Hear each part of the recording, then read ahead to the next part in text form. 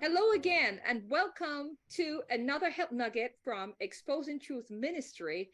Today, we have a very important topic to talk about that's hypothyroidism.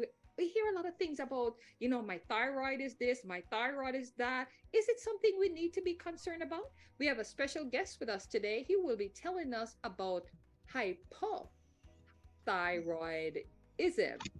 Just so you know that the information presented have not been verified by the FDA, but it actually has been backed by your creator God who made you know what's best for you.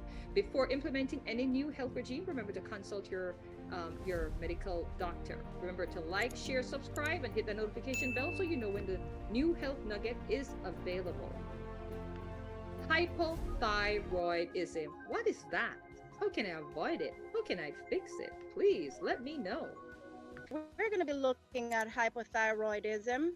Before I get into it, I always like to look at what the Bible has to say on our health. And 3 John 1 verse 2 tells us, Beloved, I wish above all things that thou mayest prosper and be in health, even as thy soul prospereth. And Psalms 104 verse 14 tells us that he causeth the grass to grow for the cattle and herb for the service of man, that he may bring forth food out of the earth. So he wants us to have good health. So we're talking about hypothyroidism, otherwise known as underactive thyroid. You might hear the term goiter as well. And this happens when the thyroid gland does not make enough thyroid hormone. And thus the condition is called the underactive thyroid. So hypothyroidism may not cause noticeable symptoms in the early stages.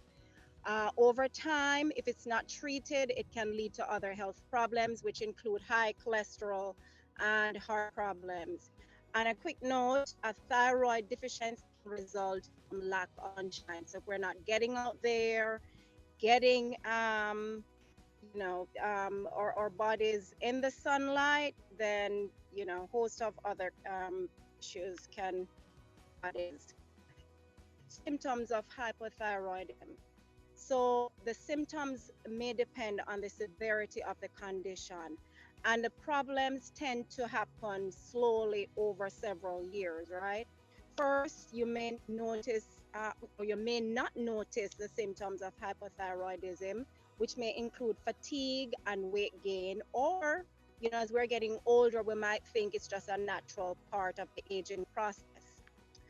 So symptoms may include tiredness, more sensitivity to cold, constipation, dry skin, weight gain, puffy face, hoarse voice, coarse hair and skin, muscle weakness, muscle aches, tenderness and stiffness, menstrual cycles that are either heavier or heavier than usual, or might be irregular, thinning hair, slowed heart rate, depression, memory problems.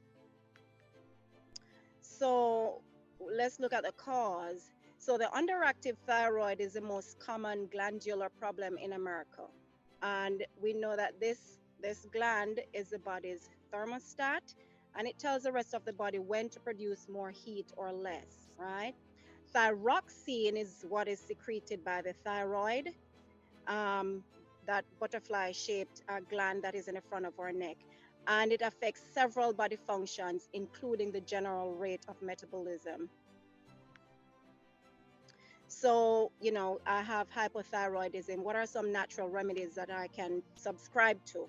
Well, iodine is one of those that's recommended, and it is recommended that you use that every day at every meal, because of the effects of the thyroid medication that can weaken our bones or lead to breast cancer. It is recommended that we take the iodine daily. Seaweeds also, and especially the Nova Scotia dulse or the Norwegian kelp, those are the two best balanced sources of trace minerals. Most other seaweeds do have iodine, but they're not always as balanced as the two that I just mentioned here. For those of us, or for those who are not us, not me, for those who are breastfeeding, it is said that the mother's milk is a good treatment for hypothyroid babies. It also helps protect normal babies from developing the problem until weaning. Vitamin A is necessary for iodine to be properly absorbed, and the B vitamins work to nourish the thyroid. B6 helps the thyroid use the iodine effectively in hormone production, and B12 helps the thyroid work properly. So that's B6 and B12 that's recommended. What about diet?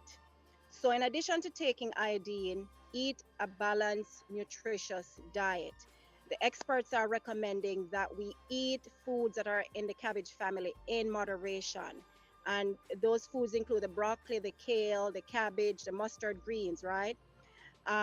What happens is these foods tend to suppress the thyroid, and peaches and pears also suppress the thyroid function. There's also a herb called gentian. It's a bitter herb made from the root and the bark. Um, Both sources that I looked at as I was researching uh, recommend this herb. It says it provides bitter principles known to normalize the functioning of the thyroid. And both sources recommended you can either take it alone or in combination with cayenne, kelp, and saw palmetto. I pray that you will do your own due diligence in doing your research. If you're having challenges with your thyroid, whether it's hypo or hyper, and look at what natural remedies are there before doing something really, invasive. I pray that the information shared here is a blessing.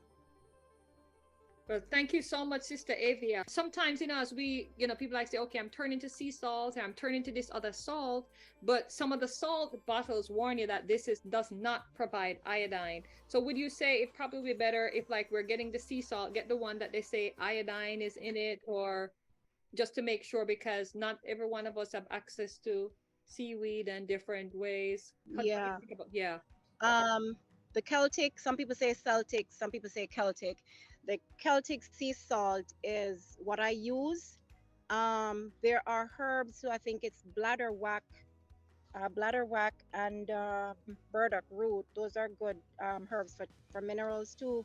But the Celtic sea salt is known to have iodine in there. The others that says a good source of iodine is no telling what else we're getting, probably aluminum, because they do put it in there to make sure it's easy to shake, right? It doesn't clump together.